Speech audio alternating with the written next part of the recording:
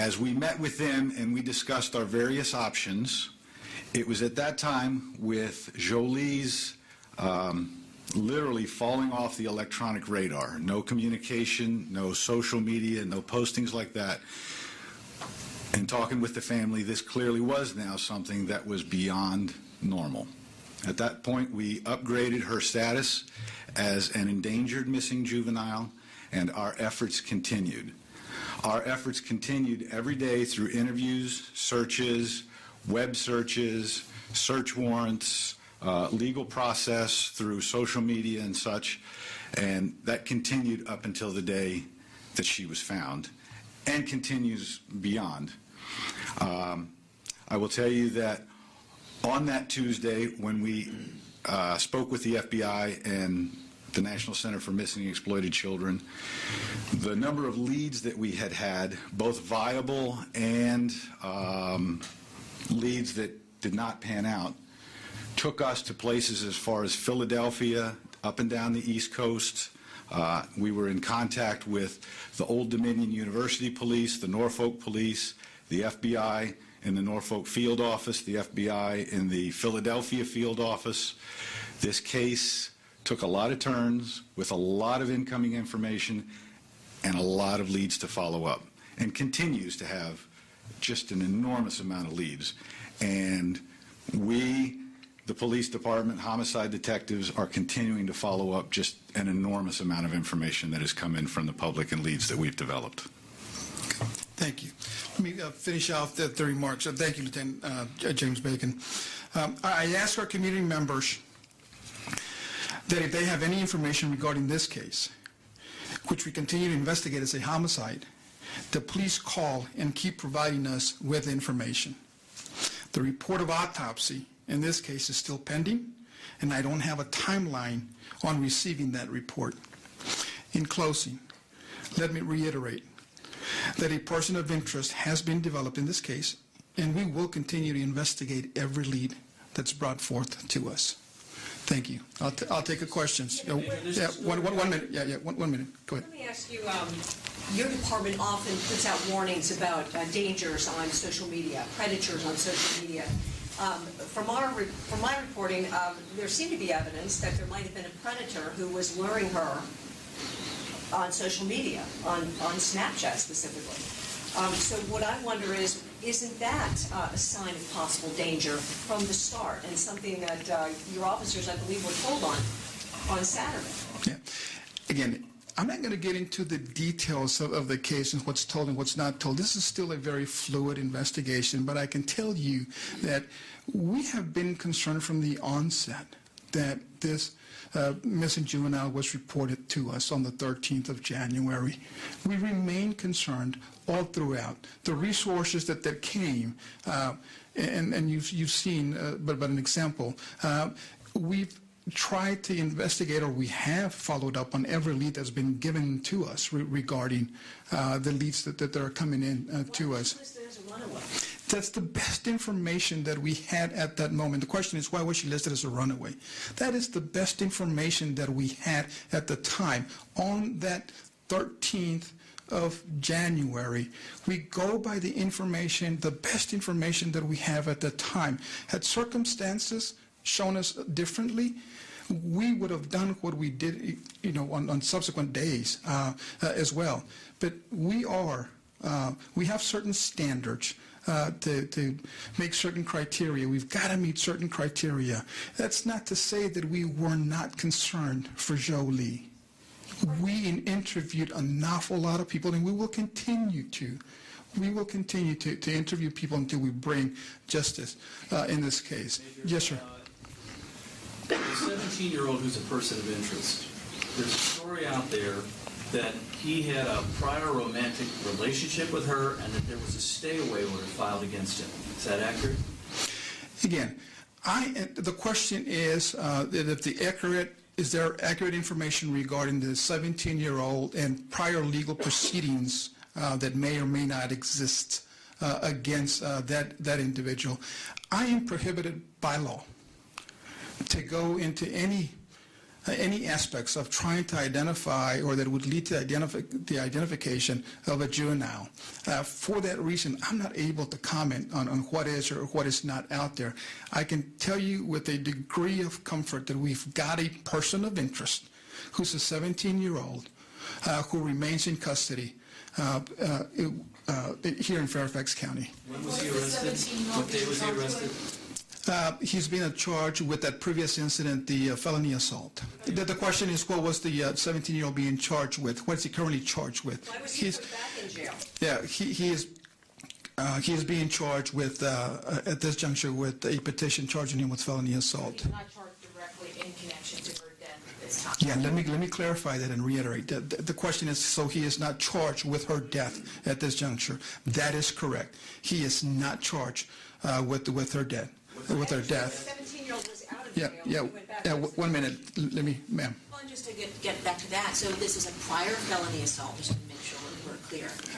The question is, seeking clarity, was it a prior felony charge? Yes. It was a prior incident that was discovered during the course of this investigation that had been unreported, as I stated. And respectfully, people Yes, ma'am. know about, why was there an Amber Alert issued? Can you tell us? Certainly. As you members of the media may or may not know, there are certain requirements and thresholds that must be met in order for an Amber Alert to occur.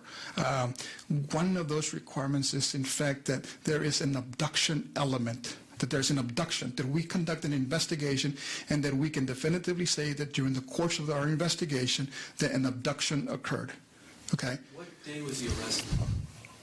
On the 18th. The question is, what day was he arrested? It was on the 18th.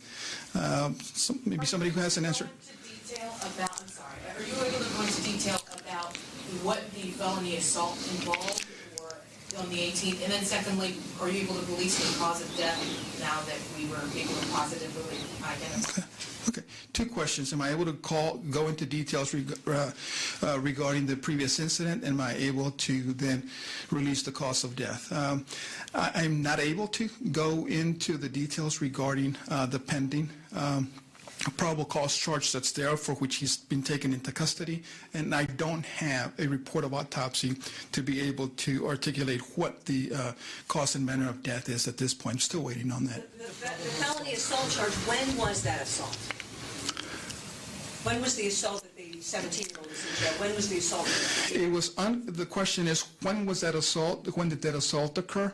I won't be able to go into the details of it other than to say that on the 18th he was taken into custody as we uncovered that incident during the course of this investigation. Wasn't he already charged with that assault prior? The question is, wasn't he already previously assaulted with that charge prior? No, ma'am. Next question. Did it happen after Jholie went missing? No, the best information that I have is no, that incident did not occur. It's for a previous incident. Remember, I said that the operative word there in my statement was for a previous unreported incident, but not during the time frame that Jholie turned up missing. What led you to search the park where her body was found? Because you searched it twice. Leads that were developed. The question is, what led us to search the park where the body was found? Because we searched it twice. Leads that were developed during the course of the investigation is what took us to the parks. And for the sake of maintaining the integrity of the criminal investigation that's still ongoing, I won't be able to expand further on that. Do you know why her body was not found the first time your officer searched there? The question is, do we know why the body wasn't found when the officers searched there the first time? I don't know. Yeah. I certainly don't know why the body was not located. There's a number of variables I'm sure that you can think of that come into play, as to why or why not that the body was not located the first time. Yes, ma'am. The young man who let another person use his phone at the basketball court, do we know who that person was, and could that be the 17-year-old? Yeah. Again, I'm not able to give any information that's prohibited by law. The question is that there's reports out there, not by the police department, but by some of you who are reporting, that there's an individual out there. Use a 13-year-old boy's cell phone. Correct. At that park. Yeah, I'm not going to be able to go further into detail regarding that. It's very fluid and active investigation on this matter. But again, we do have a person of interest as it relates to the death of Jholie. And I want to maintain this investigation going forward. So when we come to a resolution, and then I'm hopefully able to stand before you and say that an arrest has been made, that we don't jeopardize any aspect of this investigation and do bring a measure of justice for Jholie and her family. Major, In the back, yes, sir. when do you believe Jholie was killed? The question is, when do I believe that Jholie was killed? I won't be able to that would be a guess, a best guess at this juncture, and won't do that. I won't guess. I'm going to let the science speak for itself. I'm going to let the medical examiner, the report of autopsy, do all of that. Sir. If this is a person of interest and you can't talk about the person of interest because this person is a juvenile, what's the purpose of coming to us with this information?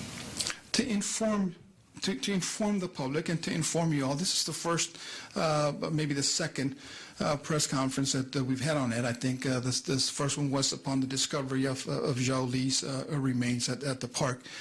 To be transparent, to ensure that the public knows that we have taken this case extremely serious from the onset. There's a lot that still is going on that, again, for the sake of maintaining the integrity of this investigation, I'm not able to divulge to the public because we do want to bring justice in this case. But that's the purpose of it, Mr. Wagner, to ensure that the public is as informed as possible without jeopardizing the case. So one more question? One more question. I have a Peggy. question. If it turns out that your person of interest is not the person who committed the murder, are you continuing to look for leads and track down some other leads that might come up? Absolutely. The question is, if it turns out that the person of interest is not the person that we're looking for, will we continue to investigate other leads? Absolutely. And sometimes that's the way homicide investigations go. Having done them for approximately 10 years in this county, it could very well be that it takes 7 days, 7 hours, or 7 years to resolve a case. But we will. Yeah. So about that Quick question. that was apparently on the flyer, the missing flyer, family members say there was a text message that was one of the last forms of communication that was sent from Jholie's phone that said she was heading to a party in Nuremberg. Are you able to confirm that she actually sent that text message? Do we believe that she's the one who sent the text message saying she was heading to this party? Yeah. So the question is relevant to a text message that family members have said that was out there. I'm not going to be able to confirm, though I know the answer to your question. I'm going to have to maintain the integrity of this investigation and allow those facts to speak whenever we get to a court or a proceeding in this matter. Again, there's a lot that I wish I could impart to you all in the public. But my first responsibility is for justice for Jholie. And I won't compromise that for a fact. About the whole terming, calling her a runaway from the start, and then you said you took it seriously from the start, but she wasn't a runaway, and she was found dead less than a mile from her home. Do you wish you had handled this differently, perhaps from the start? Okay. The question is that that she was entered as a juvenile. I can tell you that we took it seriously from the very beginning with the number of interviews that were done, with the information that was provided to us. If you're asking me, do I wish we would have had a different result here as opposed to talking to Jholie's death? Absolutely. Absolutely. You know, the facts that are given to us, they're not controlled by us. They're given to us by the community and family members. You know, it's what drives our investigation. We will continue to do that. Her family members never thought she was a runaway. None of her family thought she was a runaway. Yeah. Again, if you're asking me, do I wish for an absolutely different result than have reunited Jholie with her family alive? The answer is absolutely yes. Absent that, I have a duty, and we, as a police department, have a duty to bring justice. In this case, we won't waver from that. Thank you all.